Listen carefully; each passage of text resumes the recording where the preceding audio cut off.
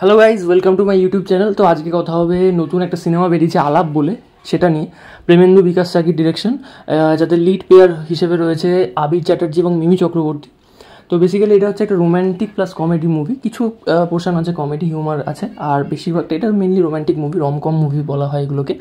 তো এখানে আমরা এএম আর পিএম এর গল্প দেখতে পাই। হ্যাঁ, এএম মানে হচ্ছে অদিতি মিত্র, যেটা হচ্ছে মিমি চক্রবর্তী যে ক্যারেক্টারটা প্লে করছে, আর হচ্ছে পিএম পাবলো মজুমদার, যেটা আবির চ্যাটার্জি প্লে করছে। এখানে বেসিক্যালি গল্পটা এরকম যে একজন মানে আবির এখানে রাতে অফিস করে, আর অদিতি মানে মিমি দিনে অফিস করে। তো এরা দুজনে একই ফ্ল্যাট শেয়ার করে, বাট দুজনের কারোর সাথেই নাকি কোনো দিন দেখা হয় না।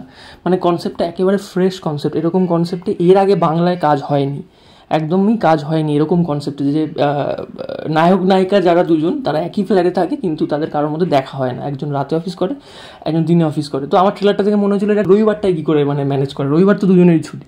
তখন নিজেই ভেবেছিলাম যে হয়তো কেউ একটা বাড়ি যায়, কারণ রবিবার করে জেনারেলি যারা দূরে থাকে তারা বাড়ি যায়।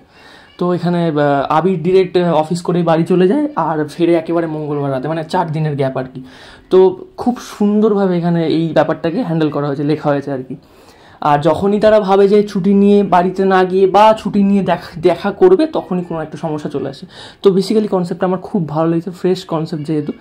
আর সবচেয়ে ভালো লেগেছে সেটা হচ্ছে এদের মধ্যে যে কেমিস্ট্রিটা। একটা রোম্যান্টিক মুভি ভালো হতে গেলে অবশ্যই লিডিং পেয়ারের মধ্যে কেমিস্ট্রিটা ভালো বিল্ড আপ হতে হয়।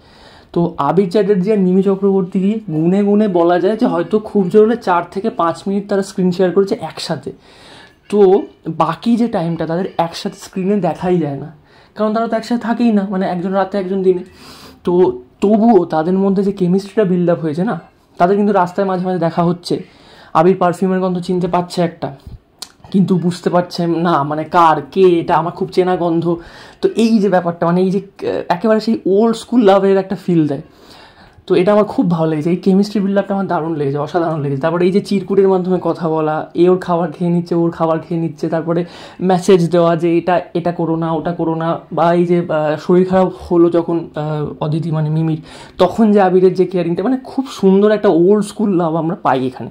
সাথে নিউ এজ যে লাভ, যে আইটি সেক্টরে কাজ করলে তারা যে সাফার করে, এত ওয়ার্ক প্রেশার, তারা একসাথে সময় কাটানোর মানে সময় দিতে পারে না ফ্যামিলিকে।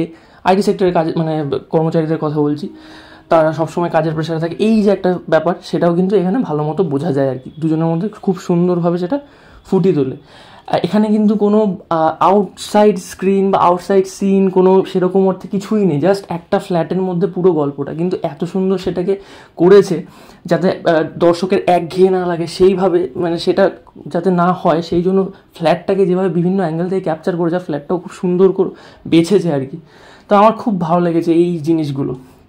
অভিনয় খুব ভালো হয়েছে, স্বস্তিকা দত্ত এখানে বেশ ভালো অভিনয় করেছে।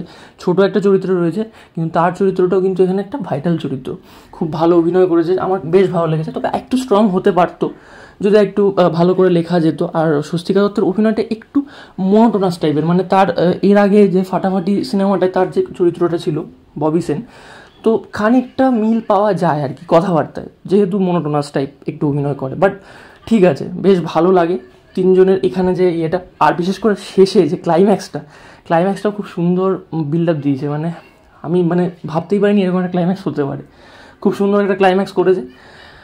আর শেষে একটা ট্র্যাজিক মোমেন্ট আছে, যেটাও বেশ ভালো। কারণ এই সব ক্ষেত্রে যারা একটু মানে যদি সিনেমাটা একটু অ্যাভারেজ টাইপের হতো, তাহলে এখানে কী হতো, একটা ভালো একটা হ্যাপি মোমেন্ট দিতে, একটা হ্যাপি এন্ডিং, যেটা এই সিনেমার সাথে যেত না।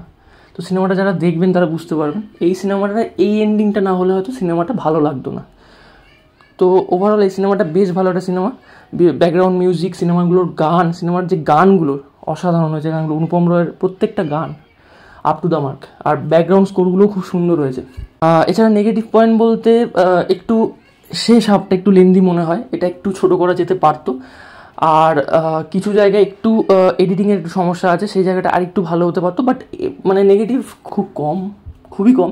আর এখানে যে হিউমারটা ক্রিয়েট হয়েছে প্রথম দিকে হোক, বা এই যে প্রথম দিকে যখন মা বাবা আসে হঠাৎ করে, তখন যে হিউমারটা ক্রিয়েট হয়, আবির চ্যাটার্জি বেশ ভালো হিউমার করেছে এখানে। আশেপাশের যে চরিত্ররা, সাপোর্টিং ক্যারেক্টারগুলো, তারাও বেশ ভালো হিউমার কমেডি ক্রিয়েট করতে পেরেছে। তো ওভারঅল সিনেমাটা কিন্তু বেশ ভালো। অবশ্যই আপনারা উইকেন্ডে গিয়ে দেখে আসুন সিনেমাটা, বেশ ভালো লাগবে।